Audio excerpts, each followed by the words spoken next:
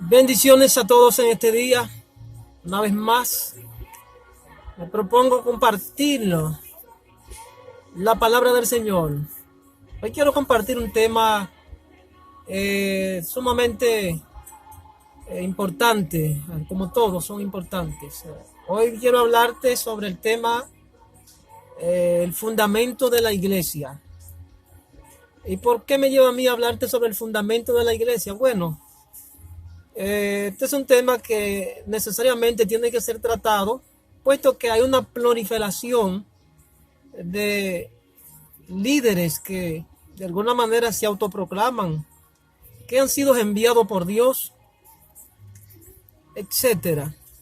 Y para eso yo voy a atreverme a darle lectura a unas cuantas porciones bíblicas para confrontarlos, para que sean confrontados por la palabra y puedan reflexionar y cambiar de dirección. Digo que hay tres tipos de líderes dentro del ámbito espiritual, puesto que Dios ha establecido un orden dentro de lo que es el sacerdocio, la parte eclesiástica, que de alguna manera debemos recibir sus mandatos y sus principios, y debemos ser guiados por Él en todo lo que vayamos a hacer. Hay unos líderes que se autoproclaman, que se envían ellos mismos. Hay otros que son establecidos por los hombres. Hay otros que son enviados por Dios. Esos son tres tipos de líderes que hay en la iglesia del Señor. Para ello vamos a darle lectura rápidamente al primer verso de la Biblia, que está ubicado en el libro de Efesios, capítulo 2, versículos 20 y 22. Dice: edificado sobre el fundamento de los apóstoles y profetas, siendo la principal piedra del ángulo Jesucristo mismo, en quien todo el edificio bien coordinado va creciendo para ser un templo santo en el Señor, en quien vosotros también sois juntamente edificados para morada de Dios en el Espíritu. Vemos ahí como el apóstol San Pablo le anuncia a los efesios, ¿verdad? Que Jesucristo es la principal cabeza del ángulo de la iglesia, y que como tal nosotros, sus seguidores, debemos crecer conforme al orden que Él estableció, pero reconociendo que la principal cabeza del ángulo es Él. Entonces me cuesta trabajo de alguna manera pensar que muchos líderes se autoproclamen a sí mismos diciendo que Dios los envió, siendo otra una mentira. Vamos a analizar el próximo verso bíblico. Por ejemplo, dice aquí en Efesios 4, capítulo 4, verso 10 al 13, dice: el que descendió, esto refiriéndose a Jesucristo, el que descendió es el mismo que también subió por encima de todos los cielos para llenarlo todo, y él mismo constituyó a unos apóstoles, a otros profetas, a otros evangelistas, a otros pastores y maestros, a fin de perfeccionar a los santos para la obra del ministerio, para la edificación del cuerpo de Cristo, hasta que todos lleguemos a la unidad de la fe y del conocimiento del Hijo de Dios, a un varón perfecto, a la medida de la plenitud de Cristo, o sea, enteramente preparado para toda buena obra. Vemos ahí lo que es el establecimiento, el orden que Dios estableció en la tierra, ¿verdad? Porque el fundador de la iglesia fue Cristo. Vemos el orden aquí establecido por Dios, ¿verdad? Conforme a lo que es la administración de su palabra, conforme a lo que es el orden sacerdotal en la iglesia, que dice que Él mismo constituyó a unos apóstoles. Ahora hay una proliferación de apóstoles que se hacen pasar por apóstoles diciendo que son apóstoles y no vemos las señales en ello. Hay otros, dice, profetas. Los profetas tienen revelación del trono. Y vemos, dice, a otros evangelistas, a otros pastores y maestros. Déjame detenerme aquí donde dice pastores y maestros, puesto que no hay una división, ¿verdad?, entre lo que significa ser pastor y ser maestro. Ahora vemos que hay un grupo de líderes que se autoproclaman ser pastores, pero más sin embargo no tienen el conocimiento exacto de las Sagradas Escrituras para predicarla con propiedad y con respeto y con reverencia hacia Dios. Entonces, lo primero que tiene que ser un pastor es ser maestro, puesto que aquí, como lo establece el libro de Efesios, el apóstol Pablo a los Efesios, en el versículo 10 y 13, dice que pastores y maestros, o sea, el pastor además de ser pastor tiene que ser maestro porque debe ser apto para enseñar. Es un requisito que debe ser maestro.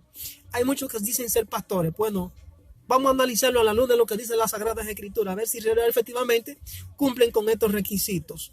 Dice evangelistas, pastores y maestros, a fin de perfeccionar a los santos para la obra del ministerio. Me detengo aquí, dice perfeccionar a los santos. O sea, todos los llamados al arrepentimiento y la conversión son santos, pero más sin embargo no caminan en un nivel de perfección o de perfeccionamiento para desempeñarse en la obra del ministerio a la cual han sido llamados.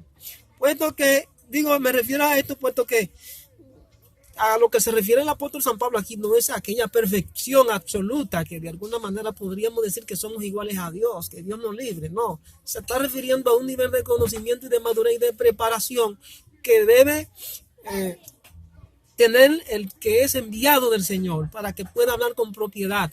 Preparación esta que viene dada por el Espíritu Santo y por el esfuerzo y el sacrificio de buscar esos conocimientos, tanto espirituales como literales, podríamos decir. El tercer verso bíblico dice: a uno puso Dios en la iglesia primeramente apóstoles, luego profetas, los terceros maestros, luego los que hacen milagros, después los que sanan, los que ayudan, los que administran, los que tienen don de lengua, etc. Ya aquí el apóstol San Pablo se refiere de una manera más profunda a lo que es la diversidad del ministerio, porque el ministerio pastoral o el ministerio que Dios pone en cada uno de sus hijos es colegiado. Pastores que no permiten que de alguna manera nadie les asesore o les aconseje, porque ellos se consideran saberlo todo y no le permiten a nadie que les dé un consejo, no le permiten a nadie que le oriente. Bueno, que Dios lo bendiga. Aquí dice que el ministerio ha de ser colegiado, puesto que en un lugar, no solamente en una iglesia, no solamente hay un solo líder, sino que hay varios líderes. Y, por ejemplo, el apóstol Pablo dice: son todos maestros, son todos pastores, son todos apóstoles, son todos profetas, administran todo, todos hacen milagros, tienen todo don de lengua. Aquí refiriéndose a una diversidad de lo que se llama el equipamiento de las herramientas en el plano espiritual para poder hacer la obra del Señor. Entonces me parece extraño que muchos que han de proclamarse, decir que tienen ministerio, pues no tienen todas las armaduras que el Señor demanda que tengan para poder hacer una obra efectiva en beneficio del reino de Dios, ¿verdad? En una iglesia tiene que haber un profeta, tiene que haber gente con revelación del reino, tiene que haber gente que tenga conocimiento de la palabra preparado por Dios de antemano, tiene que haber gente que tenga el don de sanidad, tiene que haber gente que tenga el don de lengua. El don de lengua es para todo, puesto que es una señal y una evidencia del recibimiento del bautismo del Espíritu Santo. También dice que hay ministerios que lo que hacen es administrar. Hay gente que se dedican a las mesas, ¿verdad? No necesariamente tiene que ser al ministerio de la predicación del evangelio de manera directa, sino que prestan una colaboración con sus talentos, con sus cualidades y habilidades, y eso se convierte en un ministerio, ¿verdad? Dice los que administran, hermanos que se dedican a las actividades que no son propias de la predicación del evangelio. Hay hermanos que predican solamente con sus testimonios, con sus experiencias, ¿verdad? Y con eso le sirven al Señor. O sea, con lo poco que tenemos, le podemos servir al Señor de manera voluntaria y alegre, ¿verdad? Ahí dice, por ejemplo, los apóstoles tienen un nivel de revelación y esta gente operan para establecer el reino donde quiera que lleguen, y las señales hablan por sí solas en ellos. Es el caso del apóstol Pedro, que dice que la Biblia, que el apóstol Pedro, mientras caminaba, ¿verdad?, dice que tendían personas en el camino para cuando solamente él pasase con sus hombres, los enfermos se pararan. Hoy vemos que cuánta gente empujando y orando en el nombre del Señor para echar fuera demonios. Y me gustaría analizarlo, que sean confrontados por esta palabra que hoy os anuncio. Dice: los profetas tienen revelación del trono, tienen revelación del reino. Estas personas son guiadas por Dios para hablar una palabra. Me impresiona algo que escuché en las redes sociales de un predicador, donde él decía que antes de Dios enviarte a una misión, primero te revela y te dice lo que va a hacer. Eso se llama guianza. Hay personas líderes, pastores, que se ponen a hacer cosas sin la orden de Dios, sin la previa consulta al Dios de los cielos. Entonces se ven haciendo supuestamente la voluntad de Dios, entonces lo que son es avergonzados y en nombre del evangelio es blasfemado, porque estas personas no están siendo guiadas por Dios. O sea, dice la Biblia que si alguno es hijo de Dios, tiene que ser guiado por él para hacer todas las cosas, ¿verdad? Dice el otro ministerio, maestro. Un maestro lo primero es que tiene que ser calificado por Dios, debe tener una propiedad de saber y tener conocimiento de las Sagradas Escrituras, ¿verdad? Una preparación previa que sea autorizado, que sea enviado por Dios, ¿verdad? Lo que hacen milagros, ¿verdad? Hay personas que tienen estos dones de sanidades. No todos pagan un precio para que Dios para dejarse preparar por Dios para tener estos dones. Son herramientas poderosas para que podamos hacer la obra del ministerio, de predicar la palabra del Santo Evangelio. Dice lo que sanan, ¿verdad? Aquí dice lo que ayudan, que son los diáconos, los que tienen don de lengua, ¿verdad? Vemos aquí todas las herramientas necesarias que son necesarias en el cuerpo de Cristo para poder hacer la obra del ministerio del Evangelio en la tierra. Vamos a darle lectura a un verso bíblico. Dice Primera de Juan, capítulo 2, verso 27.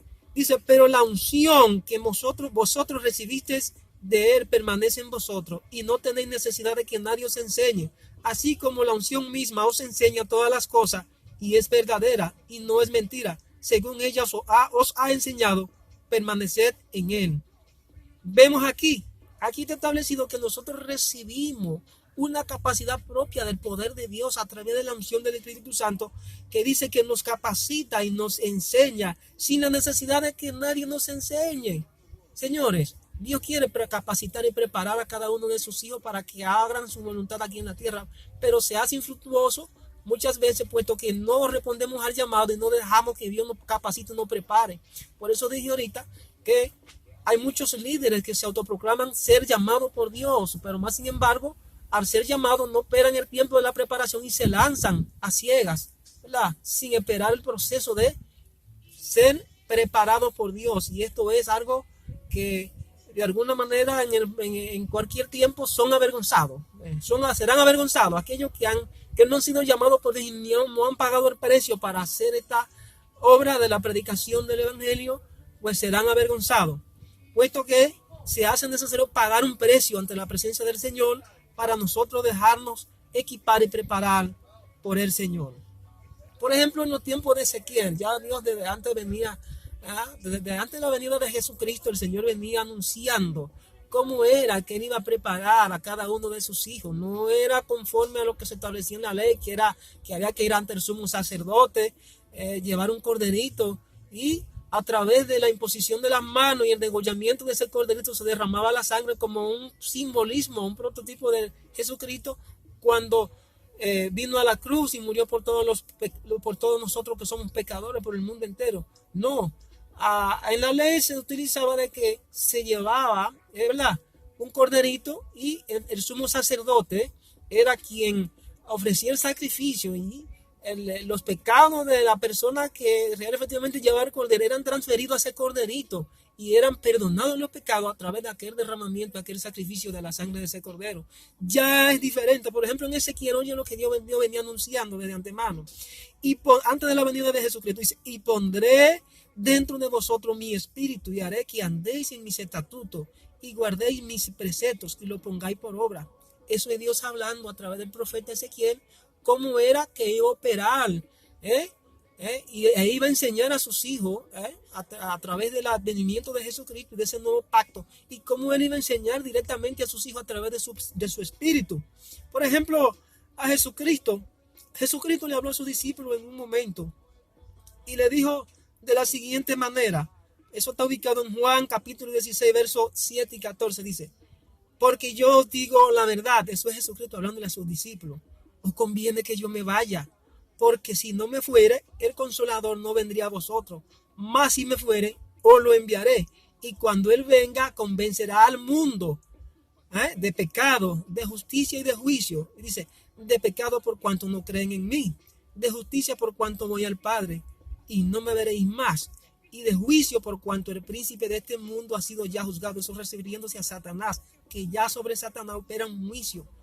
Sobre los seres humanos no hay una condenación hasta tanto no se produce el desenlace de la muerte primera, que es la desaparición del cuerpo físico de esta tierra. Satanás y los demonios, los ángeles que han sido juzgados, ya hay una sentencia que pesa sobre ellos. Sobre nosotros, los seres humanos, tenemos una esperanza. Y sigue diciendo, aún tengo muchas cosas que deciros, refiriéndose a sus discípulos, pero ahora no las podéis sobrellevar. Pero cuando venga el Espíritu de verdad, así se le llama al Espíritu Santo, el Espíritu de verdad, Él os guiará a toda verdad. ¿Están viendo sobre el fundamento de la iglesia? El Espíritu Santo es el que guía a la iglesia. Dice, Él os guiará a toda la verdad. Parece que no le había dicho toda la verdad absoluta. En ese entonces, Él dice, bueno, yo le enviaré un sustituto. Yo rogaré a mi Padre para que en mi nombre les envíe a un sustituto, al Espíritu Santo. Dice, Él le va a guiar a ustedes a toda la verdad, ¿verdad? Porque no hablará por su propia cuenta. Jesús me dice a mí que el Espíritu Santo es el que representa al Padre y al Hijo, y todo lo que oye en los cielos trae esa revelación a cada uno de los hijos de Dios para que pongamos toda la voluntad de Dios en práctica. Y esto opera desde el corazón de nosotros y a través de nuestras mentes. Dice, Él guiará toda la verdad porque no hablará por su propia cuenta. Ven la necesidad, ven cómo urge la necesidad de que seamos guiados por Dios. Ven cuál es el fundamento de la iglesia. Dice, no hablará por su propia cuenta, sino que todo lo que oyere os lo hará saber, o hará saber todas las cosas que habrán de venir. Él me glorificará porque tomará de lo mío y os lo hará saber. Ven cómo es que Dios quiere guiar, capacitar, enseñar y enviar a sus hijos. No es que yo me autoproclame que soy líder, no, eso no funciona así. Urge la necesidad de que seamos enviados por Dios. Por ejemplo, en Hechos, capítulo 15, verso 30 al 32, oigan cómo dice. Así pues, los que fueron enviados, aquí dice que fueron unos hermanos que fueron enviados por Dios. Los que fueron enviados descendieron a Antioquía. Antioquía fue donde se le llamó cristiano por primera vez a los seguidores de Cristo. Dice, los que fueron enviados descendieron a Antioquía y reuniendo a la congregación entregaron la carta, habiendo leído la cual se regocijaron por la consolación. Y Judas y Silas, como ellos también eran profetas, consolaron y confirmaron a los hermanos con gran abundancia de palabras. Están viendo aquí cómo, además de haber apóstoles, también habían profetas. Judas y Silas eran profetas, para los que dicen que no hay profeta en la dispensación de la gracia, en este nuevo pacto, después de la venida de Jesucristo, que los profetas fueron hasta Juan, por ese otro tema. Aquí dice que Pablo y Silas eran profetas y que tenían abundancia de palabras, que tenían el poder de consolar a los hermanos, a las iglesias, ¿verdad? Y el papel de ellos era ese. O sea, hay un papel que hace el profeta en la iglesia, que es el consolar a los hermanos por la abundancia de palabras, por la profecía, porque el profeta primero recibe, ¿verdad?, el programa, recibe los planos del reino y lo transfiere a los líderes, a la iglesia, al pastor, para que el pastor accione, porque somos un grupo de hermanos que tenemos que llevarnos de la mano para poder echar hacia adelante la obra del ministerio, porque no podemos decir que yo no necesito al pastor, que el pastor no necesita al profeta, o que el profeta no necesita al maestro, o que el maestro no necesita a aquel que administra, o que etcétera. Todos nos necesitamos y somos un cuerpo, señores. Para esto poder funcionar, le urge la necesidad de la unidad. La unidad del cuerpo de Cristo. Hace falta que todos sus siervos, todos sus hijos, todos sus líderes se pongan de acuerdo y pongamos a funcionar. Hay líderes que no te dejan entrar a su iglesia, que ellos lo hacen todo porque hay intereses que de alguna manera afectan. Hay palabras que afectan.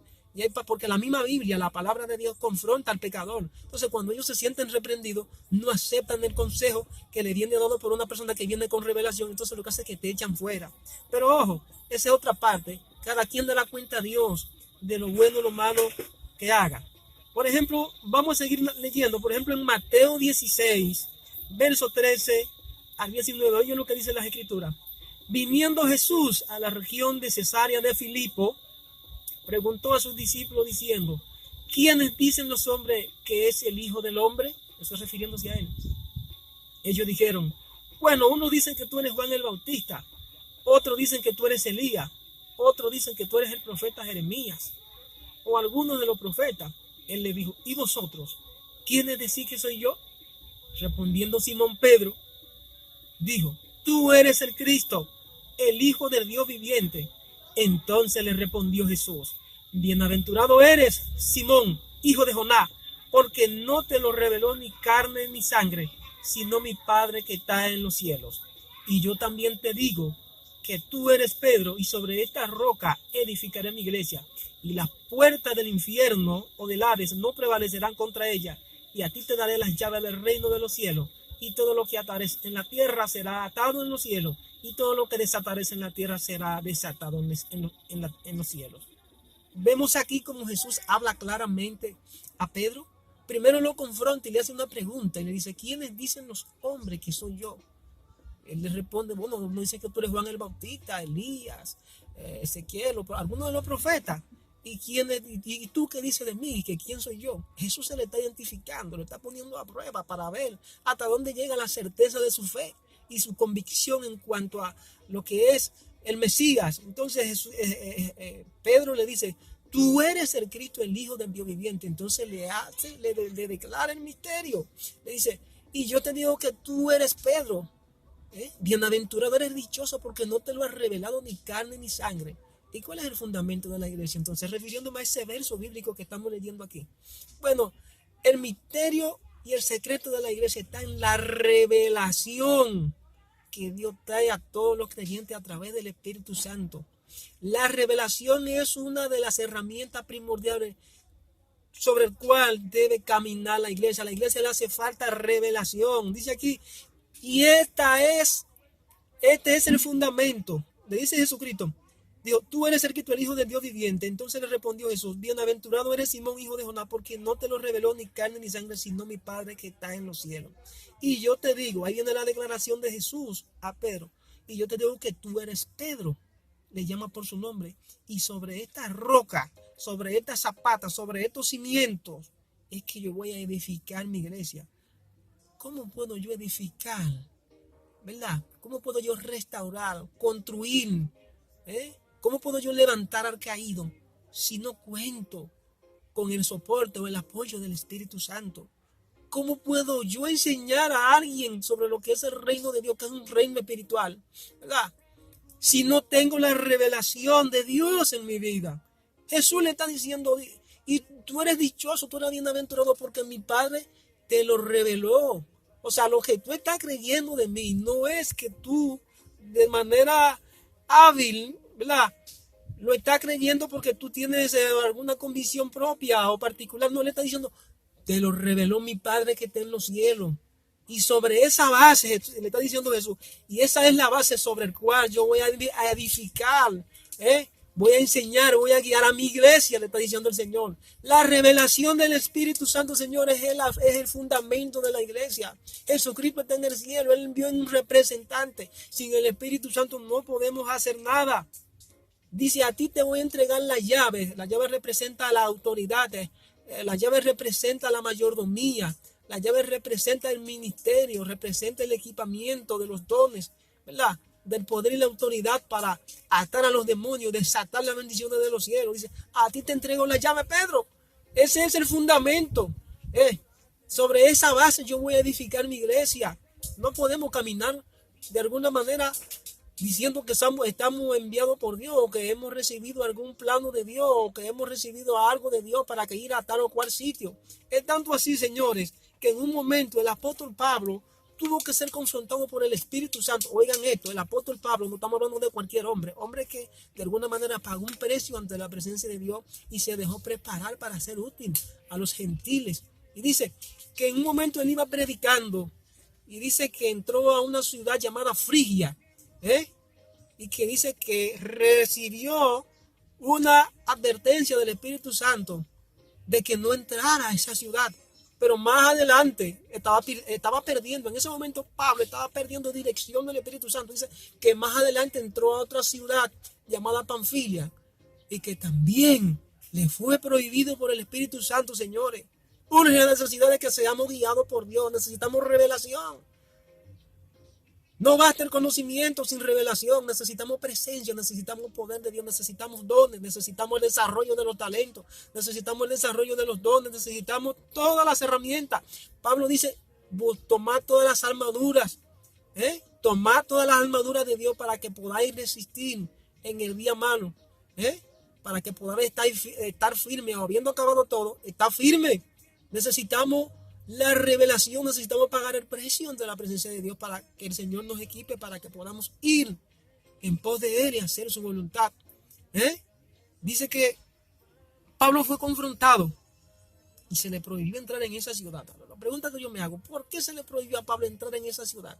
Sencillamente porque quien conoce la necesidad de las personas, quien conoce si alguna persona tiene fe o no tiene, es el Espíritu Santo, puesto que Él es quien prepara, Él es quien convence a la persona de pecado, Él es quien convence a la persona de juicio, Él es quien convence a la persona de arrepentirse y de convertirse. Él convence a la persona de pecado, de justicia y de juicio. Oigan esto, señores, a veces queremos que la persona cambie y queremos predicarle un evangelio superficial, un evangelio conforme a nuestras propias habilidades y nuestra propia fuerza, y no tenemos resultados porque no estamos siendo guiados. No están siendo guiados.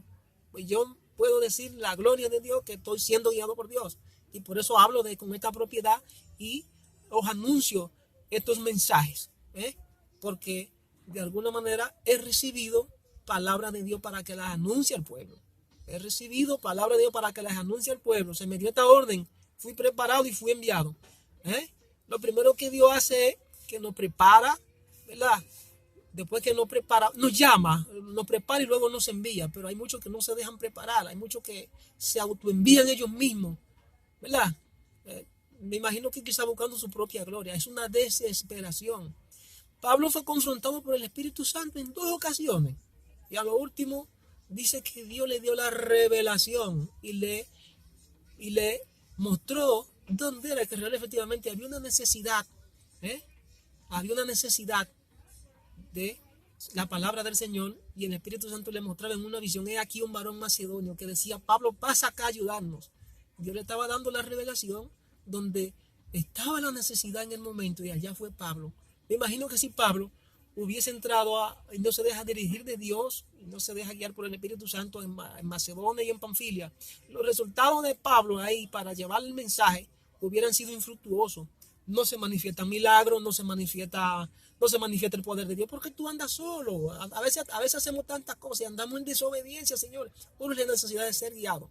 O sea, este tema quería anunciarlo porque el fundamento de la iglesia, ¿verdad?, radica en la revelación del Espíritu Santo en nuestra vida. Debemos dejar que Dios nos transforme a nosotros primero para ir a alcanzar lo que están fuera. Hay tantos líderes, tantos pastores que se ponen a hacer mensajes evangelísticos, a hacer campaña y tantas cosas, pero andan solos, andan sin la guianza de Dios. Y no va a haber ningún resultado así, señores.